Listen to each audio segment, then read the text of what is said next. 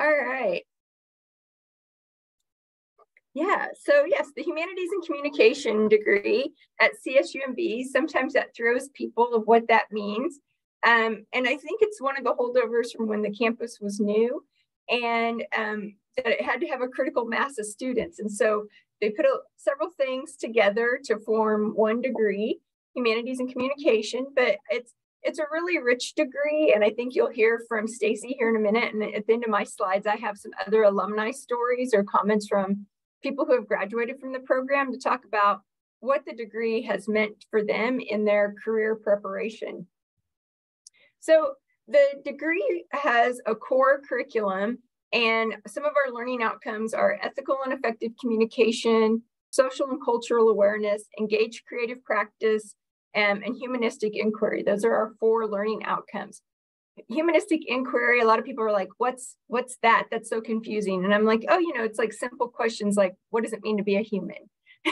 What is our moral responsibility? But really, it's like to help us think about problems and identify problems and put them into words and then to critically think through them.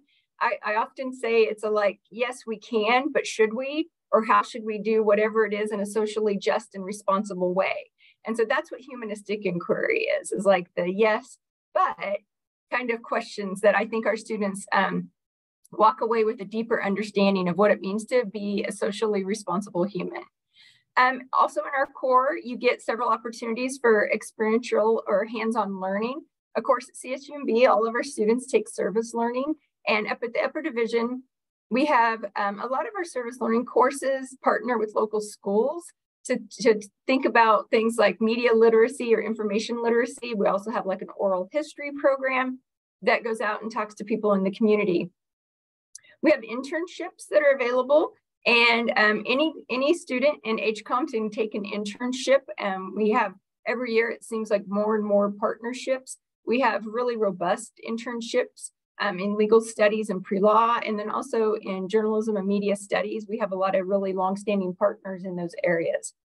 A lot of our courses are project-based, that you are going to, again, get to use your hands and like your mind, see what you're learning and, lecture, and then actually put it to use.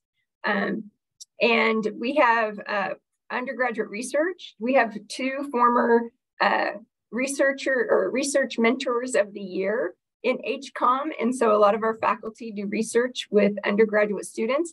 And, I think sometimes students think, well, I don't want to go on to grad school, so why do I need to learn about research? And I just say that there's like theoretical research, but there's also applied research. For instance, in my area of journalism, a lot of times when I do research, I interview editors or producers and try to figure out like news publishing decision-making. And I do that so I can try to impact how news is disseminated and what gets published. And so it's very much applied and not just like theoretical research that we do. You also have a chance to take skills building classes. One of our more popular classes we have right now is Communication in Everyday Life. It's just a 2-unit class, so you meet once a week throughout the semester. And it's really to have like culturally responsive conversations and think about how you're interacting with each other, like how to like call out and call in people. So how to have a really nice interpersonal dialogues, but then also like professional dialogues. Professional writing, professional speaking, information literacy. These are all some of the core elements that every student in HCOM will share. And we have different classes that you can take to fulfill all of these requirements. And so it's not super rigid. You still get a list of options that will help you with these skills and these learning outcomes. One of the things that I like to talk about, they call them concentrations, but really I think we're trying to think about them now more in the way of like career pathways and how are what we offering helping you to prepare for that next step, whether it's grad school or going out and working and getting a career. Because we want it to be more about not just a job, right, but a career. Because what we're seeing is that people change jobs a lot, but you want a career or career trajectory. And so we have 8 areas that you can go down right now. Communication studies, creative writing and social action, English studies, and English subject matter preparation. And for some of you who are here, since I know some of you are English students, I wanted the difference between those two is the English subject matter preparation is for people who want to go on to be like high school English teachers. And so that curriculum is definitely the more structured curriculum that we have. It's very specific courses and in a certain sequence. And that has to do with the California teaching credentialing requirements. And Dr. Jennifer Fletcher oversees that program for us. And so that's the difference between English subject matter prep and English studies, is that the subject matter prep really ties to those that want to be the teachers for us. We also have historical studies, journalism and media studies, legal studies, and philosophy and applied ethics. And then we have several minors that I just listed there, but I won't run through all of those. And so this is something that we pulled. We've just here at CSUMB have partnered with an organization called Hanover Research. And so I pulled some data from there and looking at like what kind of skills employers want. And these, when I looked at different disciplines, were some of the top skills that regardless of discipline, like I pulled some from agriculture, I pulled some from like engineering, even though we don't have engineering here yet, some from humanities, and atop all of them was communication. Employers want people who can communicate. And then just again, like team players, people who have good interpersonal relationship skills, are good at problem solving and organized.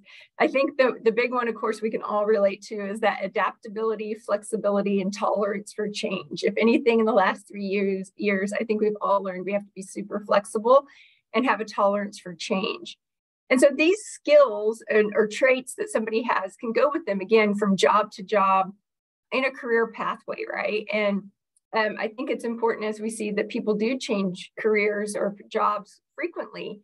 And also what we're hearing from employers is like when it comes to maybe a specific software or app or a piece of, equipment, is that you can get that kind of training on a job, but employers want these skills that they can bring somebody in and they know they're going to communicate, they know they're going to be a good part of the team and that they're going to be self-motivated and like they can just be relied on.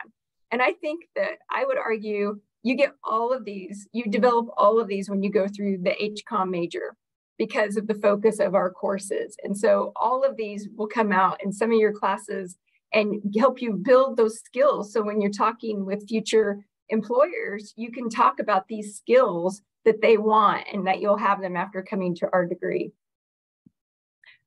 What I have been thinking about a lot as I've been talking to a lot of alumni is that, again, I feel like HCOM is a really good bridge between preparing students for these career pathways with the classes, but also prepares people in a way that gives them like personal growth and development. And I have next some slides from the alumni. And I think if you read some of the things that people say, it's more than just getting them ready for a job. Like I think they find coming to HCOM as a transformative experience for them as a human and helping them fulfill themselves as a full person. And I think maybe Stacy can maybe speak to that, or Gladys, another one of our alumni. And so I really see HCOM as this bridge between like professional selves and personal selves, and that most alumni seem to find it really rewarding. And so I won't go through all of these, but again, I'll put the link in the chat so that you can visit them. But I tried to bold some of the words that these are their own words, that alumni came back with, and I didn't pay any of them to say these things. This is just what they said. And then I tried to cull through it and find like, oh, this is what I thought. And so you can see like Kelsey, Kelsey's actually a librarian here at CSUMB. And so we like to keep our students, we say here that we're an HCOM family. And so once you're part of the family, you're always part of the family. And we love to bring our students back in to help educate the next generation of students. And so like Gladys is our advisor. Kelsey is a librarian here on campus. Let's see. Teddy actually works in economic development down in San Diego. You can see he talks in his quote about interpersonal communication and how to have meaningful dialogues and inclusivity. He also mentioned service learning was really important to him. Nicole Hollingsworth, again, she actually works at CSUMB right now. She is our governmental and external relations director for CSUMB. And so she's the person who like goes to Sacramento and kind of brings back information to let us know what's happening. And so a very real impact on our campus still today through her work. Jennifer Gottlieb, she graduated in 2017, and I highlighted for her just the statement, make an impact, because I think that that's what a lot of our alumni said, again, that they feel like when they do leave, they have the skills to make an impact.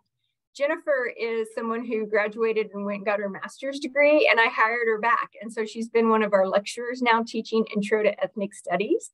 And so again, we like to bring back our family members and have them be here whenever we can. Brian graduated in 2012. He's at the Institute of Security and Governance. Again, thinking about interpersonal skills and critical thinking are some of the things that folded for him. Alex, again, kind of unusual, but he went on to become a minister. And so he's in Michigan right now, but you can see he got nonviolent communication, dialoguing across differences, de-escalation techniques, and listening to understand were important. Alex, when he graduated, was actually the President's Award winner. So he was like the student speaker, and he went on to get his graduate degree at Harvard. And we've had several students from HCOM be the President Award winner or the Provost Award winner, and can go on, if you do want to go on to grad school, to some pretty high profile schools. And then Diana, again, another one that she just graduated recently, but got her master's degree. And I'm happy to say in the spring, she's coming back. I grabbed her back, and she's also going to become a lecturer for us. And so she talks about, how it's helped her to create compassionate curriculum and for the classes that she's teaching now. And so sorry, that was the speed round, but I want to get to Stacy's comments, and then I'm going to put the link to those slides so you can see them. And at the very last slide is also my contact information if you have any questions for me. So I hope that wasn't too much, Sharon. I hope that was a good overview, the speed round of the HCOM major. I think if students, so for the students can you tell us a little bit about your class, Steve? Is it mostly first year students, second year students? Are they all majoring in English?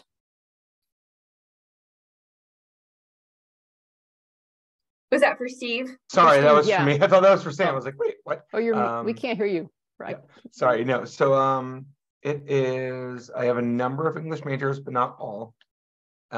This class is one of the requirements for English major transfer.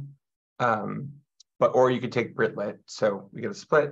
Then we also get people who are interested in taking it for general ed, but it does have a prereq of intro composition. Students have either placed out of that or are taking this often in their second year or beyond.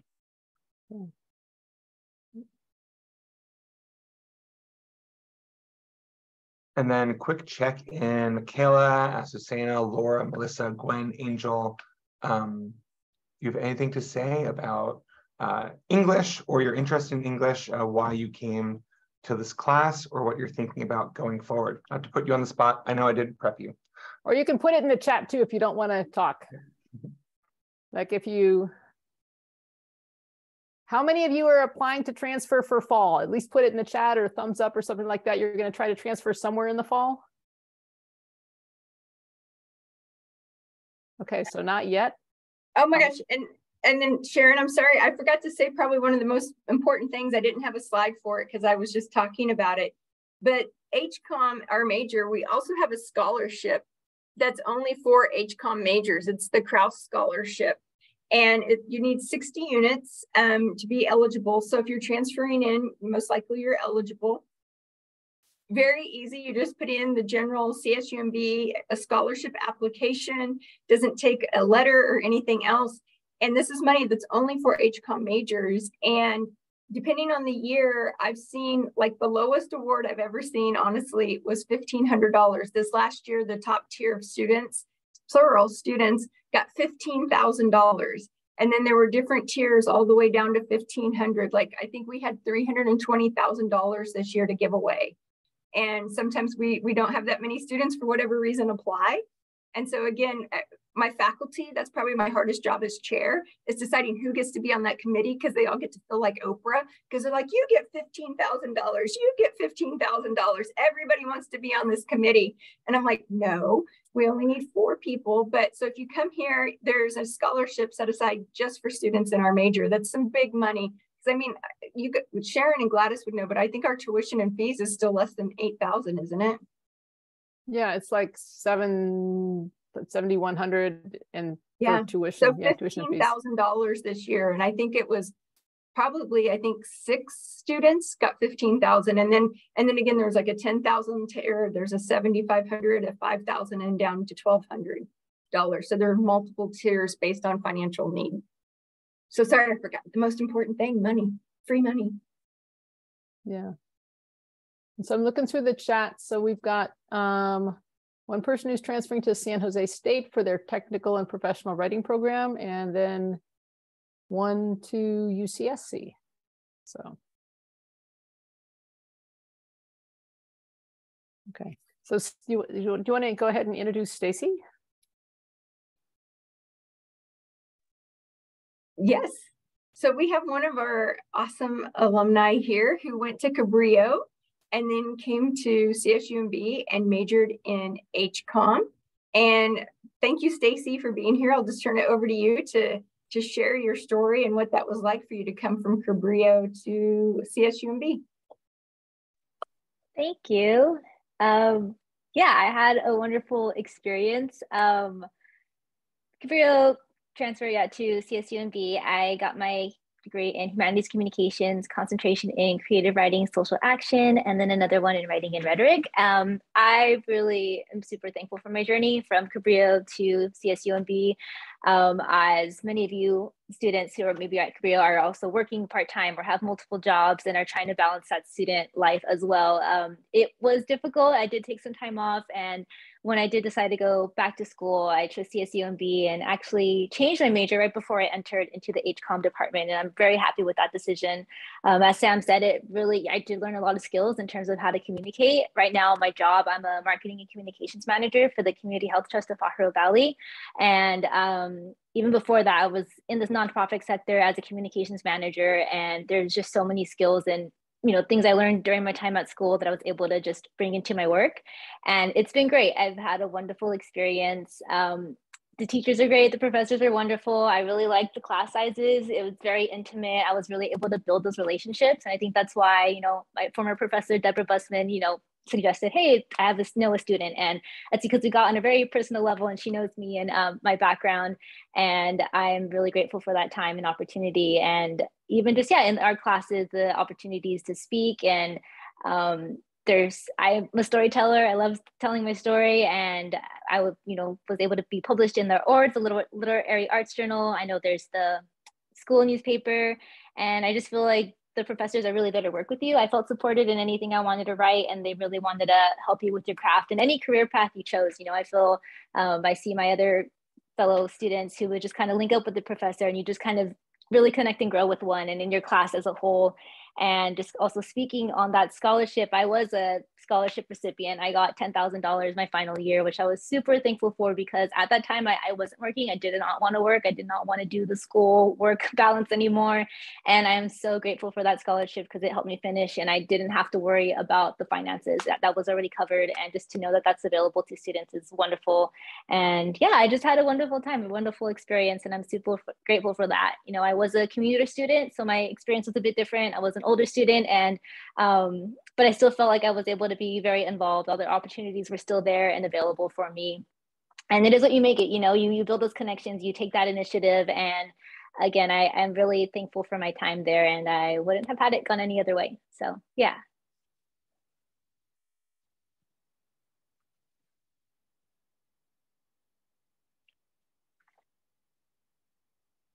Thanks so much for sharing, Stacy. Do you have any advice that you would give to things you wish you'd known before you transferred, or things that were particularly challenging about the transition or confusing, or advice for people that are, whether they're transferring here or somewhere else, what's different or what to expect? Yeah, I think for sure. Well, at Cabrillo, I know taking it, really speaking to the counselors who are there, that they're just there to help you. And I think sometimes it takes, maybe speaking to one or another one and just seeing, how do I get on that track? and figuring out that process. And I do remember linking up with Gladys when I got there, and it was a very smooth transition. I really appreciated that. It was just kind of, you know, what's your major? What are you interested in? These are the classes that we have. And I did like that. You know, I know HCOM is kind of that umbrella, and then you have these concentrations. And within that, there are these other classes that you get to choose from. And I enjoyed that. You know, there was still, you know, philosophy or history classes that I was interested in that I was able to take. And it was very easy for me to choose and see a catalog of that. It's, you know, that's actually one of the requirements. The major pro seminar, I believe, might still be a course there where even though you are in the HCOM major, if you don't really know what your concentration is or what you want to do, there is a whole class on that, you know, describes all the different concentrations, and you get to learn more about them. And then you are required to go meet with your counselor and have this conversation and build that plan. So right into the course, I just felt it was a very smooth and easy transition. And I already had an idea of what I wanted to do, but for those who maybe don't have an idea whether it's their major and which direction they want to go, it was very just easy and helpful just to have that plan and just, these are your options and let's check back in when you need to. But it was very easy to just transition and move forward. And I had this plan and it didn't change, and I was able to follow it through my end of the time that I was there. So yeah. In that class that Stacy just mentioned, the HCOM 300, there's a career advisor that's dedicated to humanities and communication. And so he goes in and he pulls the most recent data on like what types of jobs are the HCOM majors doing? How do you prepare for these jobs? And, you know, and a lot of it is just thinking about what are your strengths and what gets you excited about going to, what will get you excited about going to work every day, and then trying to use Sean, the career advisor, to help you figure out how can you find a job where you can do that. Mm-hmm. Are there questions for Stacy about anything? I have one bit of advice that I always give to students who might be transferring anywhere in the fall is that the FAFSA application is open. And unlike community college, where you can kind of submit your DREAM Act or your FAFSA kind of anytime before the semester starts, for the four-year colleges, the deadline is March 2nd. So the earlier you can submit your financial aid application, the better. So do it over Thanksgiving break or do it over Christmas break, but don't put it off till the last minute, because if you don't submit your financial aid application by the March 2nd deadline, there's grants you won't be eligible for. And sometimes the grants get given away early. And for the scholarship that Sam was talking about, I think the deadline for that is February 16th. So, but you guys have Gladys's email address. If you have any questions, you can also reach out to Gladys. And I also just want to add, if I know that sometimes, you know, you're used to going to everything that's in one campus, right? How everything at Cabrillo works. And you might feel a little bit intimidated going into a completely new school where you don't really know anyone.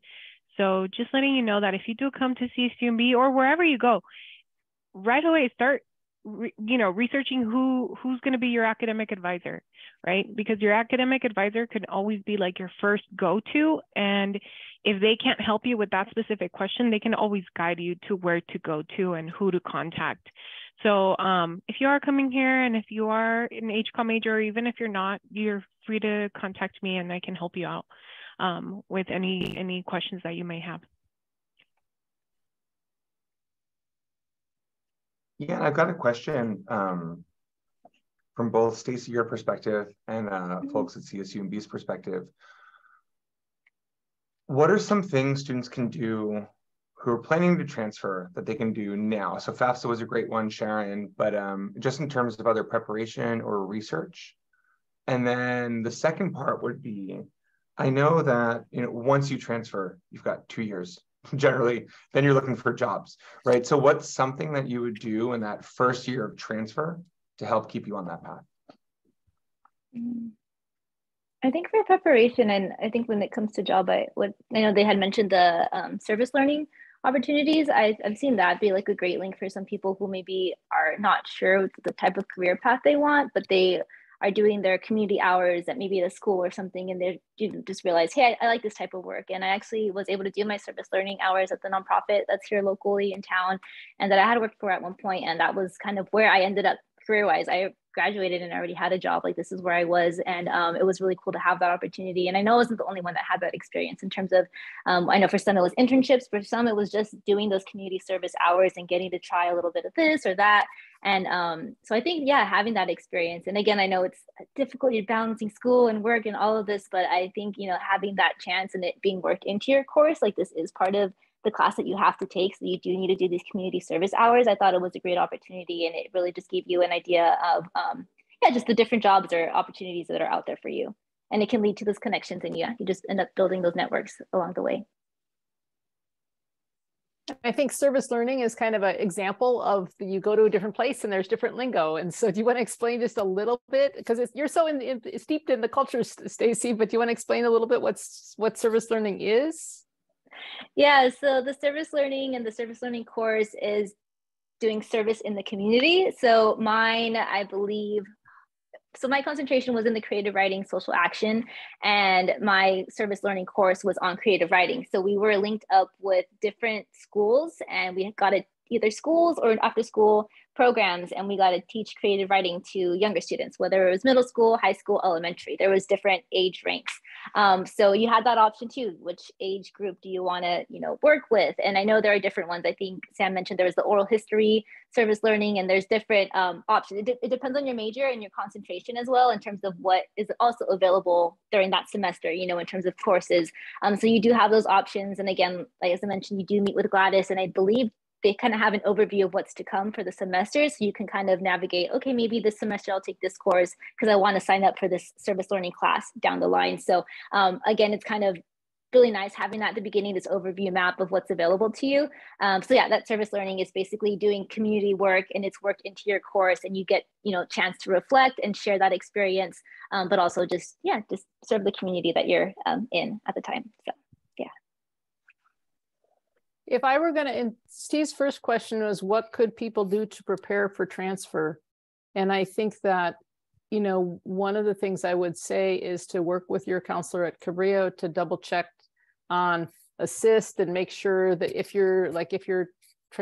any of you wanted to be an English teacher, there's probably specific classes that you could take at Cabrillo that will count towards wherever you're wanting to transfer to. And I think making sure that you've taken as much of your GE. If you're going to a CSU, there's things you could still finish off your political science at Cabrillo, that kind of thing. But I think the biggest thing I would say is to, whatever email you put on your application, check it frequently, because I know that you guys are not the email generation, but the campuses that you're applying to will still be sending you important stuff about deadlines by email. So make sure that you check the email you used on your application. And then I know we set up CSUMB emails. And so I think Cabrillo students didn't used to have an email account. So you guys aren't used to checking your school email, but you'll want to, besides your personal email, make sure you check your school email regularly once you get a school email. That's my old lady's words of wisdom. But when I see people that are like, oh my God, I missed this date and I got dropped from all my classes or whatever, it's like, because they didn't realize they were supposed to check their school email. I think also something to keep in mind is to really research the program that you're wanting to apply and, you know, to apply to, right? Sometimes if you're wanting to transfer and you just assume that because they have a specific program and it's titled a certain way that it's the program for you, but you might want to research the faculty that teach there, see what kind of research they've done as well, see if that research interests you, and maybe try and send them an email maybe before if they're willing to talk to you, just to start working on relationships and seeing if someone is willing to talk to you before, if that's possible, right? If you're wanting to just get more information, because sometimes it's just really good to see what kind of program you're eventually going to be in, right? And if you go in without knowing, just because it's titled a certain way, but then you're there and you realize that you're not connecting, then it's going to be disappointing when you're there. So just a little advice.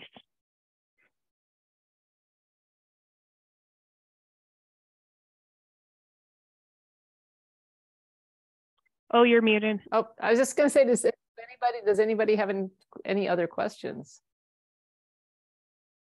I do, but I'll wait to see if anyone else does. Yeah, go ahead, Steve. So one question I had is thinking specifically about coming into HCOM and kind of looking through some of those variables and different processes. What's helpful for students to know when they're looking at transfer and thinking through? Because I know, like, suddenly, of course, you get to CSUMB or another institution, you have a ton of choices, right, that you don't have at Cabrillo, because you can go in a lot of different directions and more specialties. So I know a lot of times people don't quite know exactly where they want to head. What would be some advice for helping make those decisions? For in terms of which aspect of HCOM they might like to choose? Yeah, which aspect of HCOM, which different, I can give an answer, but I'm sure Gladys, who deals with this question on a daily basis, will give a much more well thought through answer. Yeah, I can go in first. So first things first, we can have a conversation about what your future goals are, if you even know what your future goals are too, right? Sometimes you don't know what you want to do in 2 years. So that would be our first point of conversation. What's going on? What are your thoughts? Where are you at? And depending on where you're at, I might either suggest certain concentrations and then go over them with you. And if you're really, really unsure of what you want to do, I may also put you in contact with Sean. Sean is our career advisor.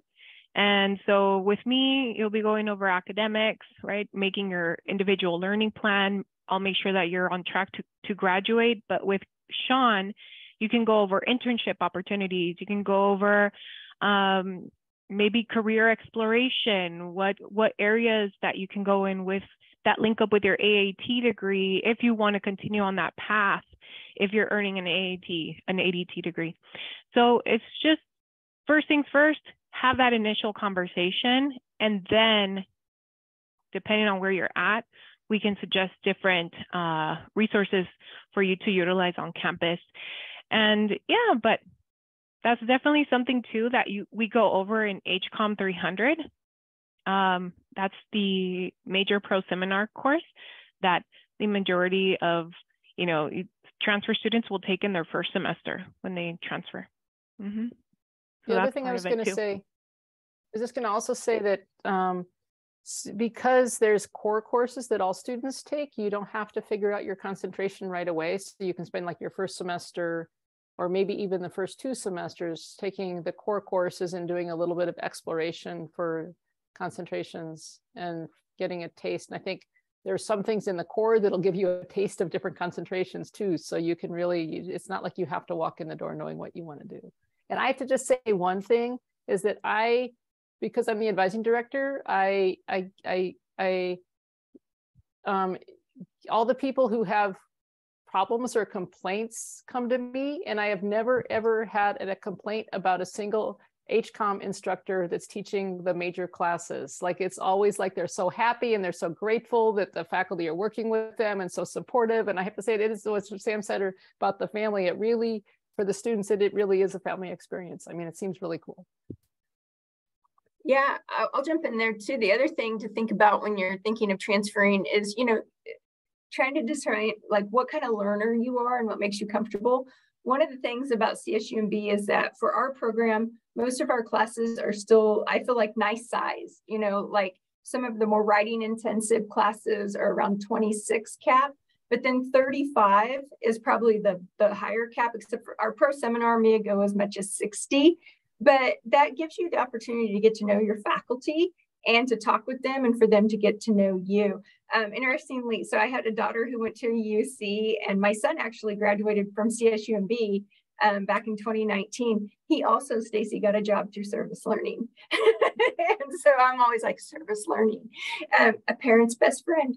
And but to hear them talk, right, is like, my daughter was like, oh, if you interrupted a faculty member, the actual professor, while they were lecturing, you would get the look, right? Because she's in this lecture hall at a UC, with hundreds of students. And then once a week, they'd go to what they called section, but even their section would have like 80 students, you know? And so, but it worked for her. She was very self-motivated. She was fine with that. You know, once she got into like very specific courses, her language courses, those were smaller. But then my son would be like, oh no, I know Dan, I know Susie, and these are like his faculty, right? Like he calls them their first name, you know, and so it was a different experience, and that worked really well for him. I love my children, but like he needs that extra bit, right? He needs that connection. And I think that, you know, a lot of the faculty here are first generation college students. And so we come here because we really believe in CSUMB's mission, you know, to help first generation working class families. We believe in the transformative experience. And so we're here again to like support that whole person. I would say for my office hours, when I was teaching, I'm not teaching right now, but like maybe 1 in 5 had an actual class question. The others were more like connecting to resources and just life questions. And I would do everything I could to help them. And I think that that's the spirit that we have here, is that we really want you to succeed and to know that you can succeed and that you belong here. And I think that the HCOM faculty, you know, I'm so proud to be chair for this department because it's such just brilliant people, but also just very caring and compassionate people as well. And I think that feeds into what we teach in the classroom. Again, going back to those issues of humanistic inquiry and what does it mean to be a human and how to take care of the humans around us.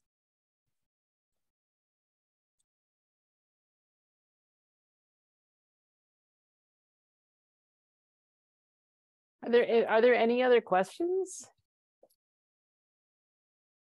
Okay, well, if not, I guess we'll thank you guys for coming and thanks for listening. And if you have any questions, you've got Gladys's contact information and please reach out. Thanks for being here. Thank you, everyone. Take care. Thanks, Stacy, for speaking. Thank you, Stacy. Good to see you. You too. Take care. Thank you, everyone. Right. Bye-bye.